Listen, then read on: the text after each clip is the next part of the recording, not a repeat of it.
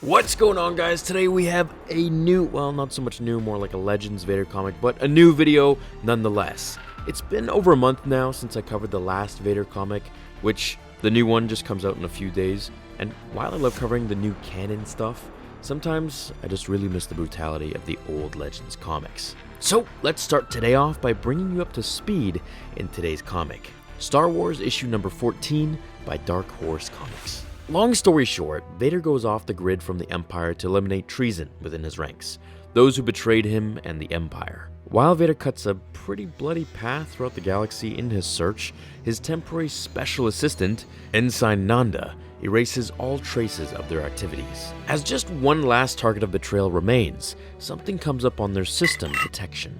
He changes course and goes through the asteroid field of Alderaan, or rather, what's left of it.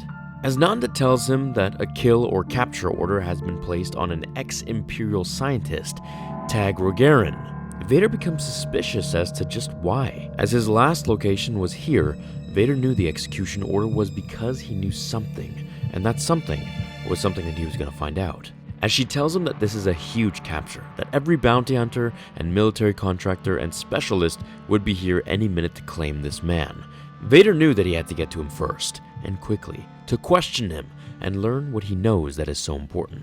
We move in now, retrieve Rogarin, and exit the system. As ordered, Lord Vader. So this target here was easy pay. It wouldn't attract just professional mercenaries, rather off-duty rank-and-file stormtroopers, recruits, trainees, local garrison transport guards, and active duty troopers as well. As the man in question is captured, Vader says to his troopers, Well done. Leave us now. I'd have private words with our prisoner. Negative. An order off the Imperial Milnet supersedes this off-the-books action, my lord. I apologize. But an order is an order. This is a high-value target. He's coming with us back to the Imperial Center. In what ship, Sergeant? as Vader ignites his lightsaber. My lord, please, we both serve the Emperor. Correction. You are compensated by the Empire for your service. I serve the Emperor. As Vader slams a trooper to the wall, he is choked from behind by another, when he, without hesitation and by far the coolest scene in this comic, reaches behind his head and squeezes the trooper's helmet so hard that he crushes his skull within it, leaving him deformed and falling to the floor, dead. As he slashes through the remaining troopers and finishes them off, one more remains. He opens full fire on Lord Vader, who deflects the attack much like he did in Rogue One, only now it was against his own men. As one of the blaster fires hits the hull, Vader takes advantage of the now lack of oxygen, which is a very smart maneuver, and reaches out with the dark side of the Force and sends a shockwave so strong that it disintegrates the Stormtrooper's helmet as he gasps for air that he can't find, suffocating to death.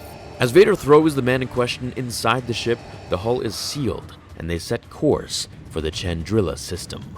The end. Oh, yeah, and Vader choked out the guy that they captured. He didn't give much information out at all, so Vader just tossed him aside and crushed his windpipe. The end. So obviously now they all go to that planet, the Chandrila system, and from there, Vader does some different excursions and missions. It's very short, and it ends with him meeting Palpatine again back at the end of the issue, which then we continue on with issue 15. And if you guys want me to continue on with the next issue, let me know down below. But first, just to do this one proper for you guys, I'm going to finish the dialogue between Vader and Palpatine. Here we go. My lord. You've been busy, Vader, yet you still managed to return to me, like the pup you are. So, tell me, did you get your satisfaction? The Butcher deception has been isolated, and his true identity discovered. The rebel leader Mon Mothma, he is her kin. I seek reinstatement as your humble servant, and to resume my duties hunting the rebel fleet. Granted, but with a word of warning. By all means, seek the rebel fleet. But if you have any further personal ambitions, Vader, proceed carefully, for I cannot guarantee I will be as forgiving next time.